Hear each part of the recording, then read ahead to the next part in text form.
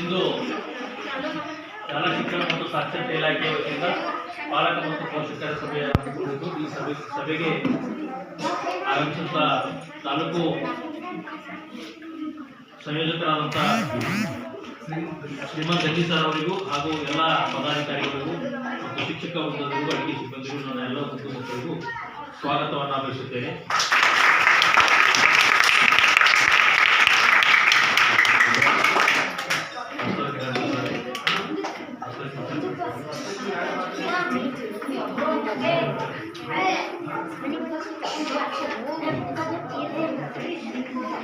ಈ ಒಂದು ಸಭೆಯ ಉದ್ದೇಶಿಸಿ ಶ್ರೀಮಂತ್ ಜಗ್ಗಿ ಸರ್ ಅವರು ಮಾತನಾಡಿದರೆ ನಾವೆಲ್ಲರೂ ಆಚರಣೆಗಾಗಿ ಕೇಳಿಕೊಳ್ತೇವೆ. ಸರ್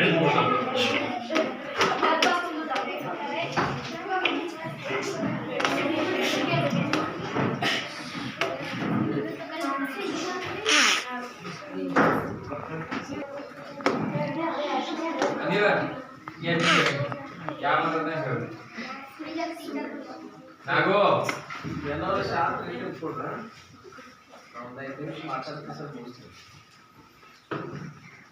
ನೀವು ಇಷ್ಟು ಮಂದಿ ಕರೆದ ಉದ್ದೇಶ ಅದಕ್ಕೆ ನಾ ಸುಮ್ಮನೆ ಮಾತಾಡಬೇಕು, ನೀವು ಕೇಳಬೇಕು. ನಾ ಏನು ಕೇಳ್ತೀನಿ ನೀವು ಹೇಳ್ಬೇಕು. ನೀವು ಹೇಳಿಲ್ಲ ಅಂದ್ರೆ ನಾವು ಓದ್ಸಕ್ಕೆ ಕಳಿಸ್ತೀನಿ. ಕನ್ನಡ, ಇಂಗ್ಲೀಷ್, ಹಿಂದಿ 3. ಆಮೇಲೆ ಮ್ಯಾಥಮೆಟಿಕ್ಸ್ 2 ಮಂದಿ 15 ಓದಕ್ಕೆ ಕಳಿಸ್ತೀನಿ. ಎಲ್ಲರಿಗೆ ಬರ್ತಾರ ಓದಲಿಕ್ಕೆ ಬರ್ತ ಕನ್ನಡ ಎಲ್ಲರಿಗೆ 1-2 ಮಂದಿ 1000 ತನಕ ಬರ್ತಾವ.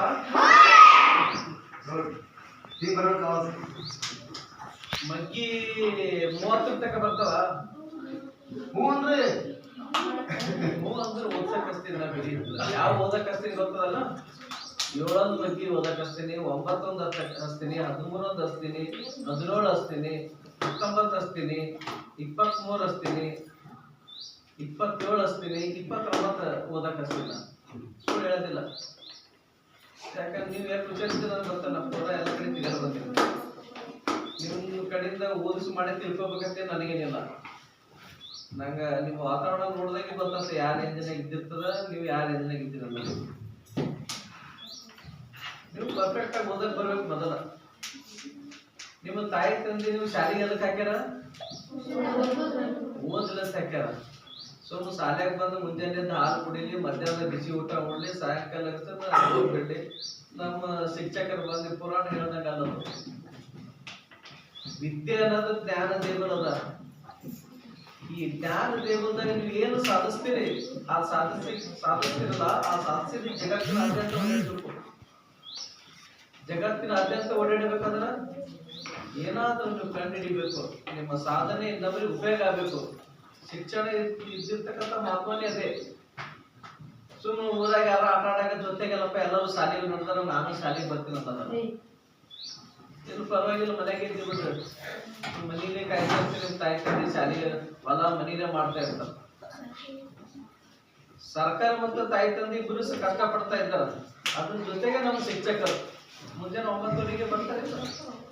8 ಗಂಟೆಗೆ ಅವ್ರು ಶಿಕ್ಷಣದಲ್ಲಿ ಮನೆ ಬಿಟ್ಟು ಬಂದಿರ್ತಾರೆ. 7 ಗಂಟೆಗೆ ಅವರು ರೋಡ್ ಮ್ಯಾಗ ಚೆಕ್ ಪೋಸ್ಟ್ಗೆ ಅಲ್ಲಿ ಬಸ್ ಸ್ಟ್ಯಾಂಡ್ ಇದ್ದಿರ್ತಾರೆ. ಪ್ರತಿ ಸಲ ಬೆಳಗ್ಗೆ ಬರೋ ನೋಡ್ತಾ ಇರ್ತೀನಿ.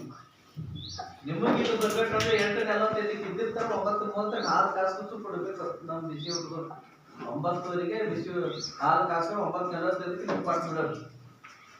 9:50 ಗಂಟೆಗೆ ನೀವು ಪ್ರಾರ್ಥನಾ ಮುಗಿಸ್ 10 ಗಂಟೆ ಕ್ಲಾಸಿಗೆ ಬಂದ ನೀವು ಸ್ಟಾರ್ಟ್ ಆಗ್ಬೇಕು. ನಿಮ್ದು 10 ನಿಮಿಷ ಕ್ಲಾಸೇ ನಿಮ್ಗೆ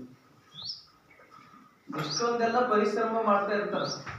ನಿಮಗೆ ವಿದ್ಯಾರ್ಜನೆ ಮಾಡ್ಬೇಕಂದ್ರೆ ವಿದ್ಯಾರ್ಥಿಗಳು ನೀವು ಚೆನ್ನಾಗಿ ಓದಲಿಬೇಕಂದ್ರೆ ನಮ್ಮ ಬಿಸಿ ಹುಡುಗರು ಕಷ್ಟ ಪಡ್ತಾ ಇದ್ದಾರೆ, ನಮ್ಮ ಶಿಕ್ಷಕರು ಕಷ್ಟ ಪಡ್ತಾ ಇದ್ದಾರೆ, ನಮ್ಮ ಸರ್ಕಾರ ಕಷ್ಟ ಪಡ್ತಾ ಇದ್ದಾರೆ. ಅದರ ಜೊತೆಗೆ ನಿಮ್ಮ ತಾಯಿ ತಂದೆಯೂ ಕಷ್ಟ ಪಡ್ತಾ ಇದ್ದಾರೆ. ನಿಮಗೆ ಓದಬೇಕನ್ನೋದು ಅಮಲನೇ ಬರ್ತದೆ. ಅದ ಓದ್ಬೇಕನ್ನೋದು. ನೀವು ಏನೀಗ 87 ಮಂದಿ ನೀವೇನು 87 ಮಂದಿ ಇದ್ದೀರಲ್ಲ, ಇನ್ನ 10 ವರ್ಷದವ್ರಿ ಅವಾಗಲೂ ಕಲ್ತವ್ರಿದ್ದಾರ. ಬಟ್ ನೀವು ಎಲ್ಲರೂ ಇಸು ಮಂದಿ ಎಲ್ಲರೂ ಹುಷಾರೇ ಇರ್ತೀರಿ. ಯಾರು ದಡ್ಡಿಲ್ಲ. ಯಾಕಂದ್ರೆ ನಿಮ್ಗೆ ಕಲಿಕಾ ಅಂತದ. ನೀವು ಏನೆಲ್ಲ ಸಾಧಿಸ್ಬೇಕು, ನಿಮ್ಮ ಸಮಯ ಅದ, ನಿಮ್ಮ ವಯಸ್ಸದ 2 ಎಲ್ಲ ಅದ. ನಿಮಗೆ ಓದ್ಬೇಕಂದ್ರೆ ಹಂಬಲಿಲ್ಲ. ಯಾಕಂದ್ರೆ ಬೇರೆ ಯಾರ್ಯಾರೋ ಬಾಜುನೇ ಚೆನ್ನಾಗಿ ಓದ್ತಾನ, ಓದೋದು ಬಂದು ಅಲ್ಲಿ ಮನೆಗೆ ಕೂತಿರ್ತಾನ, ಊರಾಗ ಓಡಾಡ್ತಿರ್ತಾನ ಮನ್ಯಾಗ. ಅವ್ರು ಓದಕತ್ತಾರ, ನಾವು ಓದಿವಿ ಅಷ್ಟೇ. ಹ್ಯಾಂಗ ಓದಕತ್ತೀರಪ್ಪ ಅಂತಂದ್ರ ಬಸ್ಸಿನ ಹೆಸರು ಓದ್ಬೇಕು. ಗುಲ್ಬರ್ಗದಿಂದ 6 ಬಸ್ ಮ್ಯಾಗಿಂದ ಹೋಗ್ಬಿಡ್ತು ಅಷ್ಟೇ. ಅದು ಯಾವಾಗಿತ್ತಂದ್ರ 30 ವರ್ಷದಿಂದ ಇತ್ತು. ಸೊ ನಮ್ ಬಸ್ಸಿನ ಹೆಸರು ಓದಕ್ ಬರ್ಬೇಕು. ನಾವ್ ಎಲ್ಲಾದ್ರೂ ಏನಾದ್ರೂ ಇದ್ರ ನಮ್ಗೆ ಓದಕ್ ತಿಳುವಳಿಕೆ ಬೇಕಾಗ್ತೈತಿ. ಇವತ್ತಾಗಿಲ್ಲ, ಕಂಪಲ್ಸರಿ ಓದಕ ಬರೀಲಕ್ಕ ಎಲ್ಲ ಬರ್ಬೇಕು. ಬಂದ ನಂತರ ಶಿಕ್ಷಣ ಅನ್ನೋದು ಇರ್ತದ. ಅವಾಗ ನೀವು ಏನು ಕಲ್ತು ತೋರಿಸಿದ್ರೆ ಅದು ಸಾಧನೆ ಇರ್ತದ. ಅದಕ್ಕೆ ನೀವು ಎಲ್ಲರೂ ಚೆನ್ನಾಗಿ ಹೋಗ್ತಕ್ಕಂಥ ವ್ಯವಸ್ಥೆ ಮಾಡ್ಬೇಕು. ಅದಕ್ಕೆ ನಿಮ್ಮ ತಾಯಿ ತಂದೆಗಳು ಕಷ್ಟಪಟ್ಟು ಮುಂಜಾನೆ ಬೆಳಗ್ಗೆ ನೀವು ಏನ್ ಕೆಲಸ ಅಂತಾರೆ ನಿಮ್ಮ ತಾಯಿ ತಂದೆ ನಿಮ್ಗೆ, ನನ್ನ ಮಗಳು ಚೆನ್ನಾಗಿ ಓದ್ಲಿ, ನನ್ನ ಮಗ ಚೆನ್ನಾಗಿ ಓದ್ಲಿ. ಯಾಕೆ ಓದಿಸ್ತಾರ ಅವರು? ನನ್ನ ತಾಯಿ ತಂದೆ ಇದ್ದಾಗ ನನ್ನಾಗ ನನ್ನ ಮಕ್ಕಳು ಇರ್ಬೇಕು. ನನ್ನ ಮಕ್ಕಳು ದೊಡ್ಡ ಮಟ್ಟದ ಬೆಳಿಬೇಕು, ಚೆನ್ನಾಗಿ ಬೆಳಿಬೇಕು, ಒಳ್ಳೆ ಆಫೀಸರ್ ಇರ್ಬೇಕು, ಒಳ್ಳೆ ಇಂಡಸ್ಟ್ರಿಯಲ್ ಆಗ್ಬೇಕು, ಒಳ್ಳೆ ಉದ್ಯಮಿ ಆಗ್ಬೇಕು, ಒಳ್ಳೆ ಶಕ್ತಿಶಾಲಿಯಾಗಿ ದೊಡ್ಡ ವ್ಯಕ್ತಿ ಆಗ್ಬೇಕು, ಒಳ್ಳೆ ಲೀಡರ್ ಆಗ್ಬೇಕು, ದೊಡ್ಡ ವ್ಯಕ್ತಿ. ತಾಯಿ ತಂದೆ ಆಸೆ ಇರ್ತದೆ. ಆ ತಾಯಿ ತಂದೆ ಆಸೆ ಈಡೇರಿಸ್ಬೇಕಂದ್ರ ನೀವು ಹಗಲ ರಾತ್ರಿ ಓದ್ಬೇಕು. ಈ ಜಗತ್ತಿನಾಗ ಪುಸ್ತಕ ಎಲ್ಲ ಸಿಗ್ತದ ರೊಕ್ಕ ಕೊಟ್ರ, ಸುದ್ದಿ ಅನ್ನೋದು ಎಂದು ಸಿಗಂಗಿಲ್ಲ. ಹಗಲ ರಾತ್ರಿ ಓದಲೇಬೇಕು ನೀವು. ಇದು ಅಷ್ಟ ಕಠಿಣವಾದ ಶಿಕ್ಷಣ ಇದ್ದಿರ್ತಕ್ಕಂಥದ. ಈ ರಿಸರ್ಟ್ ಇದ್ದಿರ್ತಾರೆ ಎಲ್ಲರೂ ಪಟ್ಕೊಂಡಿರ್ತಾರೆ. ಅದಕ್ಕೆ ಯಾರು ಕಷ್ಟಪಟ್ಟು ಹಗಲ ರಾತ್ರಿ ಓದುತ್ತಾರ ಅವ್ರ ಜೀವನದಾಗ ಸಾಧಿಸ್ ತೋರಿಸ್ತಾರ. ಇವು 87 ಮಂದಿ ಒಬ್ಬರೇ IAS ಆಫೀಸರ್ ಆದ್ರಿ, ಇಡೀ ದೇಶ ತುಂಬಾ ಹೆಸರು ಇರ್ತವೆ. ಒಳ್ಳೆ ಒಂದು ಅಧಿಕಾರಿ ಆದ್ರೆ ಅಂದ್ರೆ ಆಲೂರು ಬೀದಾಗ IAS ಆಫೀಸರ್ ಹೆಣ್ಮಗಳು ಒಬ್ಬ ಹುಡುಗ IAS ಆಫೀಸರ್ ಇದ್ದಾರೆ.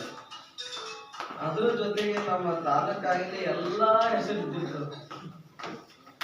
ಅದಕ್ಕೆ ಈ ರೀತಿ ಓದತಕ್ಕಂಥ ನಿಮಗೆ ವಿದ್ಯಾರ್ಥಿ ಇರ್ಬೇಕು. ಅದು ಕಲಿಕೆ ಅಂತ ಸುಮ್ಮನೆ ಪುಸ್ತಕ ಓದ್ ಬಂದ ಅದು ಓದ ಅಷ್ಟೇ ಅಲ್ಲ. ಎಷ್ಟೋ ಮಂದಿಗಿನ್ನ ಚೆನ್ನಾಗಿ ಕನ್ನಡ ಬಗ್ಗಿನ ಓದಕ್ ಬರಲ್ಲ, ಇಲ್ಲ ಸರಿಯಾಗಿ ಕನ್ನಡ ಓದಕ್ ಬರಲ್ಲ, ಹಿಂದಿ ಓದಕ್ ಬರಲ್ಲ. ಅದಕ್ಕೆ ನೀವು ಇವತ್ತಿನಿಂದ ಸ್ಟಾರ್ಟ್ ಮಾಡಿ.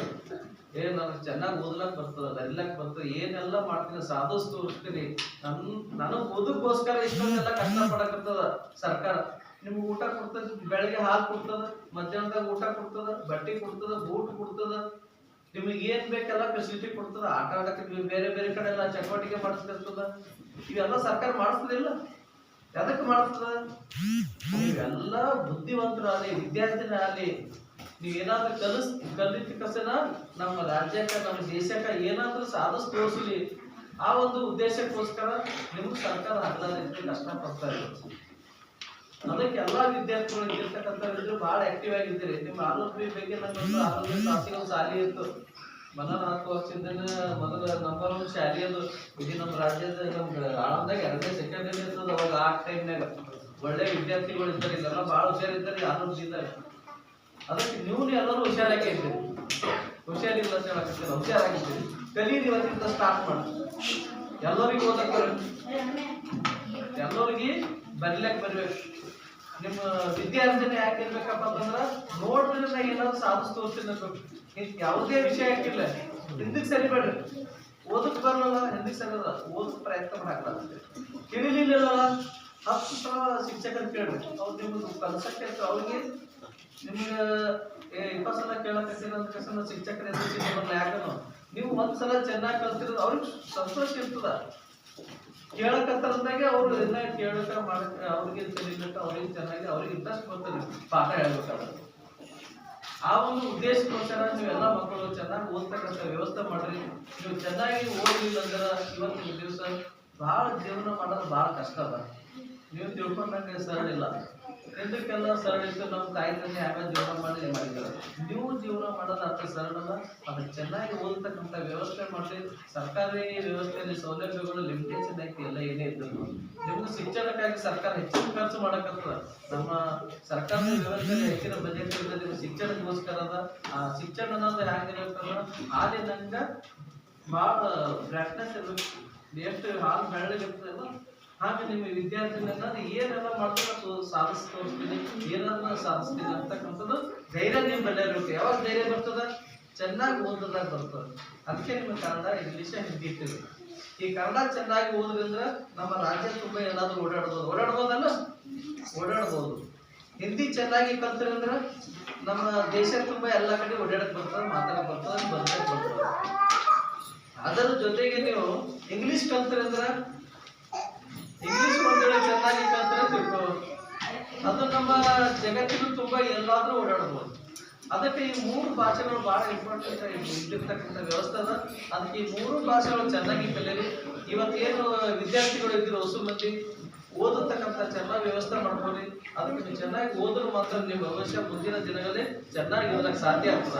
ನೀವು ಓದಲಾರ್ದೆ ಸುಮ್ಮನೆ ಓದಕ ಬರ್ತದ, ಬರೀಲಕ್ಕ ಬರ್ತದ ಇಷ್ಟೇ ಅಂದ್ರೆ ಏನು ಮಾಡಕ್ಕಾಗಲ್ಲ. ಅದಕ್ಕೆ ಮುಂದಿನ ಒಂದು ದಿನಗಳಲ್ಲಿ ಎಲ್ಲಾ ವಿದ್ಯಾರ್ಥಿಗಳು ಚೆನ್ನಾಗಿ ಓದ್ತಕ್ಕಂಥ ವ್ಯವಸ್ಥೆ ಮಾಡಿ. ನಮ್ಮ ಶಿಕ್ಷಕರು ಏನು ಕಷ್ಟ ಪಡ್ತಾ ಇದ್ದಾರಲ್ಲ, ಇವ್ರ ಶ್ರಮ ಎಂದು ವೇಸ್ಟ್ ಮಾಡ್ಬಾರ್ದು. ನಿಮ್ಮ ಮಕ್ಕಳಾಗಿರ್ತಕ್ಕಂಥ ನಮ್ಮ 2 ಬಿಸಿ ಹುಡುಗರಿದ್ದಾರೆ, 3 ಶಿಕ್ಷಕರಿದ್ದಾರೆ. ಅವ್ರು ಬೆಳಗ್ಗೆ ಎದ್ದ ತಕ್ಷಣ ನಿಮ್ಮ ವ್ಯವಸ್ಥೆಗೆ ಸ್ಟಾರ್ಟ್ ಚಾಲು ಆಗ್ತದ. ನೀವು ಶಾಲೆಗೆ ಯಾವಾಗ ಗೇಟಿನ ಒಳಗಡೆ ಬರ್ತೀರಿ, ನಮ್ಮ ಶಿಕ್ಷಕರ ಜವಾಬ್ದಾರಿ ಚಾಲು ಆಯ್ತು. ಅವಾಗೆ ಎಲ್ಲಾ ಮಕ್ಕಳು ನಿಗಾ ಇರ್ತದೆ, ಏನ್ ಮಾಡ್ತಿರ್ತಾರೆ, ಯಾವ ಮಗ ಏನ್ ಮಾಡ್ತಿರ್ತಾರೆ, ಯಾವ ಮಕ್ಕಳು ಏನ್ ಮಾಡ್ತಾರೆ, ಯಾವ ಹೊರಗೆ ಹೋಗ್ತಿರ್ತಾರೆ, ಯಾವ್ದು ಕಂಪೌಂಡ್ ಆಗ್ತಿರ್ತಾರೆ, ಯಾವ್ದು ಮನೆಗೆ ಓಡ್ತಿರ್ತಾರೆ, ಏನ್ ಮಾಡ್ತಿರ್ತಾರೆ. ಪ್ರತಿ ಒಂದೆಲ್ಲ ಜವಾಬ್ದಾರಿ ನಮ್ಮ ಶಿಕ್ಷಕರಿಗೆ ಈ ಸಮಾಜದ ಶಿಕ್ಷಣದಾಗಿ ಕೊಡ್ತಿರ್ತಕ್ಕಂಥದ್ದು ಎಲ್ಲ ಆಯ್ತು. ಅದಕ್ಕೆ ವಿದ್ಯಾರ್ಥಿಗಳಾಗಿರ್ತಕ್ಕಂಥವ್ರು ಇವತ್ತಿನಿಂದ ಸ್ಟಾರ್ಟ್ ಮಾಡಬೇಕು. ಏನಾದ್ರೂ ಈ ಭೂಮಿ ಮೇಲೆ ಬಂದಿನ ಏನಾದ್ರೂ ಸಾಧಿಸ್ಬೇಕು, ನನ್ನ ಊರಿಗೆ ಹೆಸರು ತರಬೇಕು, ನನ್ನ ತಾಯಿ ತಂದೆಗೆ ಹೆಸರು ತರಬೇಕು, ನಾನು ಕಲಿಸಿರ್ತಕ್ಕಂಥ ಶಿಕ್ಷಕರ ಹೆಸರು ತರಬೇಕು, ನಾನು ಅಡಿಗೆ ಬಿಡಿಸಿರ್ತಕ್ಕಂಥ ಬಿಸಿ ಊಟದ ಹೆಸರು ಚೆನ್ನಾಗಿ ತರಬೇಕು, ಈ ಗ್ರಾಮದ ಸುತ್ತಮುತ್ತ ಇದ್ದಿರ್ತಕ್ಕಂಥ ಹೆಸರು ಚೆನ್ನಾಗಿ ತರಬೇಕು, ನನ್ನ ಸಂಬಂಧಿಕರನ್ನ ಹೆಸರು ಚೆನ್ನಾಗಿ ಇರಬೇಕು ಅಂದ್ರೆ ಅದಕ್ಕೆ ನಿಮ್ಮ ಸಾಧನೆ ಆಗಿರ್ತಕ್ಕಂಥ ಒಂದೇ ಏಕೈಕವಾಗಿರ್ತಕ್ಕಂಥ ಶಿಕ್ಷಣ. ಆ ಶಿಕ್ಷಣ ಚೆನ್ನಾಗಿ ಕಲ್ತಾಗ ಮಾತ್ರ ನಿಮ್ಮ ಜೀವನ ಚೆನ್ನಾಗಿರ್ಲಕ್ಕೆ ಸಾಧ್ಯ ಆಗ್ತದೆ. ಅವಾಗ ನಮ್ಮ ರಾಜ್ಯದ ಮೇಲು ಮಟ್ಟಕ್ಕೆ ಬರ್ಲಕ್ಕೆ ಸಾಧ್ಯ ಆಗ್ತದೆ. ಅದಕ್ಕೆ ಎಲ್ಲಾ ವಿದ್ಯಾರ್ಥಿಗಳು ಇವತ್ತಿನ ದಿವಸ ಓದ್ತಕ್ಕಂಥ ವ್ಯವಸ್ಥೆ ಮಾಡ್ರಿ. ನಿಮ್ಮ ಮುಂದಿನ ದಿನಗಳಲ್ಲಿ ನಿಮ್ಮ ಜೀವನ ಒಳ್ಳೆಯ ಉಜ್ವಲ ಭವಿಷ್ಯ ಆಗಲಿ ಅಂತ ಹಾರೈಸುತ್ತಾ ನನ್ನ ಮಾತು ಮುಗಿಸ್ತೀನಿ. ತಮಗೆಲ್ಲರಿಗೂ ಧನ್ಯವಾದಗಳು.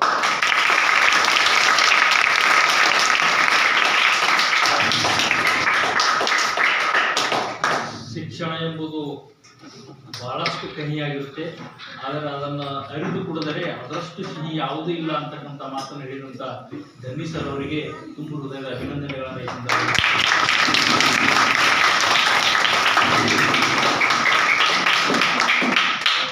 ಸರ್ ಹೇಳಿರುವ